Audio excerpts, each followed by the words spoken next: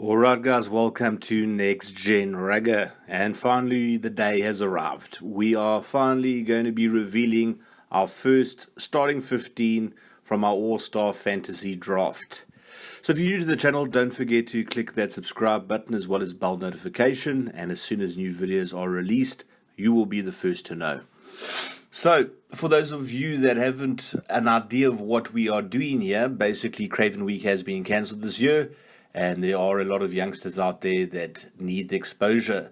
So we decided to create our own version of Craven Week, and obviously due to potential trademark concerns, we've changed it from a Craven Week fantasy draft to an all-star fantasy draft, and instead of having the Blue Bulls, we created the Northern Bulls. Just to avoid any litigious issues, because we have been experiencing a few problems here and there. Don't want to make the powers that be angry, rather play fair and down the line, correct? So big shout out to Zeno the creator for his designs. Fantastic to have him on the team. If you haven't followed him on Instagram yet, please do. You will be doing yourself a favor. His designs are absolutely fantastic. To find him, just go onto my Instagram and you'll see that I tag him in all the posts that he has designed. So the format for this is we basically put out a post and we ask you to select or to suggest a whole bunch of players that you think should be on the draft list. Then after that, 5 players for each position. Obviously that gives us 75 players in total. And then you, the community, vote. We have absolutely nothing to do with the voting. We do not vote ourselves. Every player on this list is chosen by you. So let's get into that list. And starting off at fullback, we have Kewin Nokia from Muffies. Now, Kewin's only in grade 11, so to make this list says something about his exceptional talent, and we got no doubt he is going to be one of the top prospects in the country next year. Looking forward to seeing how he develops further. Then, right wing, we have another boy from Muffies, Carl Liebenberg. Very close vote over here, but Carl managed to pull through. He likes the physical side of the game, hard runner, and there are rumors that he might be going to the USA next year, so we'll see what happens with that. But if he does, don't be surprised to see a Carl Liebenberg turning out for the USA Eagles in the near future. He's a very talented kid, and it would be very sad to see him leave the country, but you got to do what you got to do, right?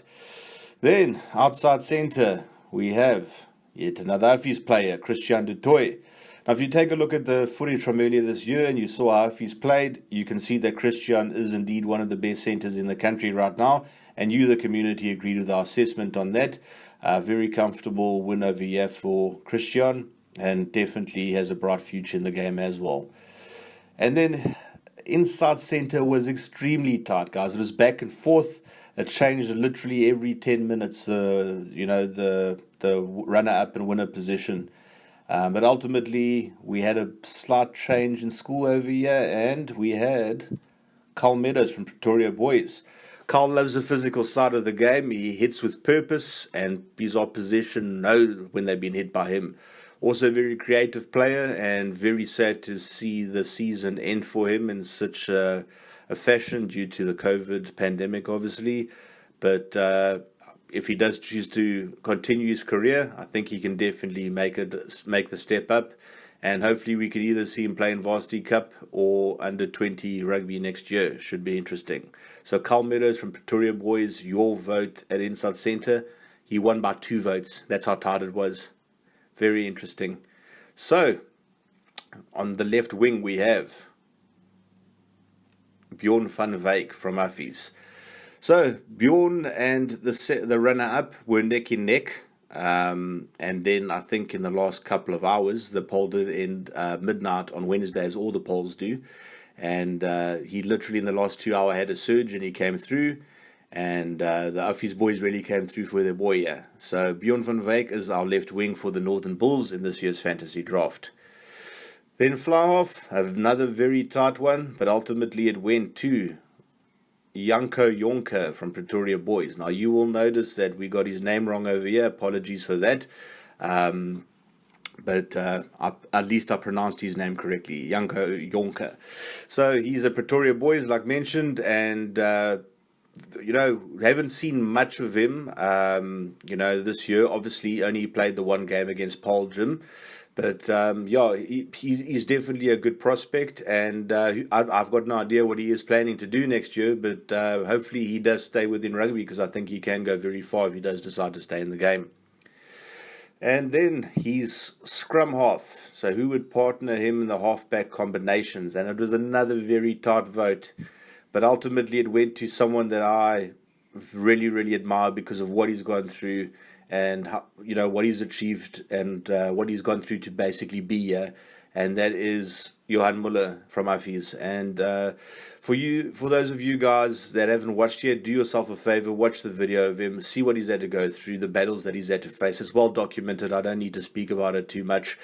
I think right now Johan wants his rugby to do the talking. He's just signed a contract with the Blue Bulls, so his whole career plan, despite all those setbacks, is going forward very nicely, and no doubt he's got a massive future in the game, Johan, and we'll be supporting him all the way until he gets that green jersey on him. We'll be supporting him. And then at 8th man, another tight vote, but ultimately, in my opinion, one of the best 8th men in the country, not just the region, Philip Potgieter from Affies. Another very special player. Just to think about what this year could have held. I mean, Willie was very, very impressive last year as a grade 11, and I think the step up that he would have taken this year would have just made him really stand out. He's also signed with the Bulls, and I think along with Cameron Hanekom and Mouton are going to form one of the most lethal back row combinations the under-20 competition has ever seen. Big words, I know, but I'm telling you, that's how much I rate these guys. Willie's a leader. Leads by example, strong silent type, so to speak, hard worker, and very down-to-earth and humble youngster, and I do believe that he will go very, very, very far in the game. And you guys believe that as well, because obviously you voted him in. Then open side, this was one that wasn't very close, I'll be honest with you. I was actually surprised how dominant this player was, but I shouldn't be, because it is Renzo du Plessis from Ben Forster. And Renzo is well documented. We've talked about him a heck of a lot on this channel, and we will continue to talk about him a lot, because when you're talking about this level of athlete, there's a lot to say. Unfortunately, due to the COVID situation, we're not going to be able to see him unleashed. But if you think about a player that scored a 105-meter try, yep, I didn't mess that up. It's a 105-meter try as a grade 11. Imagine what he could have done this year. So Renzo signed for the Sharks. He'll be playing there next year, facing a lot of competition in the loose forward berth if he does stay a loose forward. And but I've got no doubt that his competitive spirit and his athletic ability will see him go on to receive higher honours. Then we have at blindside from Gasfontein, Jean Style. And Jean is a very interesting player because he wasn't on my radar too much at the beginning of the year. I will be completely honest with you. As time goes by, I learn more about school rugby and I learn more about the players. You've never once heard me say I know everything or I'm an oracle. I'm like you guys, I'm always learning. And when I saw him play, I just thought to myself, heck, okay, this guy's this guy's an under radar talent. I mean, he's not afraid to get stuck in there physically. Very good reading of the game, very high rugby IQ. And I think he's going to have a very, very interesting career after school. And you guys agreed. You voted him in as your Northern Bulls blindside flank. Then our first lock is Tiaan van Zyl, also from Affies. And Tiaan, he was definitely going to form part of a very formidable tight five this year, as we'll get to see. And another player that wasn't necessarily on the radar, 100% honest, but take a look at the footage. Don't let me do the talking. Let his play do the talking. Extremely talented player, very bright future in the game, and someone that was under the radar, but I think was let down by COVID. Obviously, cancelling the season, and wasn't able to display his full talent for the country to see. But he's been recognised here at least. At least he got some recognition this year. So your pick at number 5 for the Northern Bulls, Tiaan van Zyl. Number 4. Probably the biggest gap in terms of the voting. Like so far, it wasn't close, and I didn't suspect it to be close. And that's no disrespect to the other players. It's just because Reinhard Ludwig is one of the best locks in the country. There is no argument about that. There is no argument about that. Such an immense talent. Even though Affies didn't have their best season last year, he still, along with Willie, really stood out in the forward pack. And the two of them, sort of have some sort of telepathy in the way they play. Just watch the footage from last year, watch the footage from this year. You'll see what I'm talking about. And Reynard, no doubt, is going to go on to receive higher honours. Expect his acceleration to be a lot quicker than you'd expect. Very intelligent player, very physical. Got all the tools that is needed to succeed in the game, and I really do believe that he will go far. And he's not someone that I've spoken a lot about, on this channel. I haven't done a lot of talking about him, but that doesn't mean that I don't rate him and that I haven't noticed him. Okay, so then we move on to the next position, which is Tighthead, and this was an interesting one because we have someone from Pretoria Boys, and that is Jade Josephs.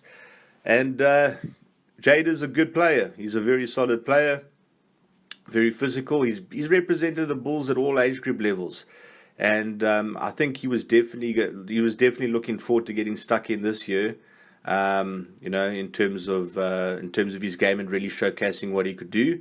And the Pretoria Boys community really got behind their boy on this vote, guys. They really got behind him. I mean, from day dot, the votes just streamed in. So he must be a popular guy at the school as well, because they showed him a heck of a lot of love. So, yeah, your Tighthead prop for the Northern Bulls, your vote, Jade Josephs. Then we move on to hooker. Whoa, this was a tight one. Guys. I can't explain to you. The top four players in this. Now, there are 5 players in this, but between the top 4, from position number 1 to position number 4, there was a total of 6 votes separating them. That's how tight this was. But just by a whisker is a very special player, and you have to be a special player considering all the talent at hooker in the Bulls region. And that was Kwagga van der Nest. And what a name. That is a rugby player's name, isn't it? Kwagga van der Nest. You know that he's going to be coming for people. Very physical player, absolute monster. And he loves the rough and tumble of the game. I mean, he's definitely a hooker that's going to go places. And from what I understand, he has signed for the Bulls already. So he's definitely part of their long-term plans. And Jake White loves to give the youngsters a chance.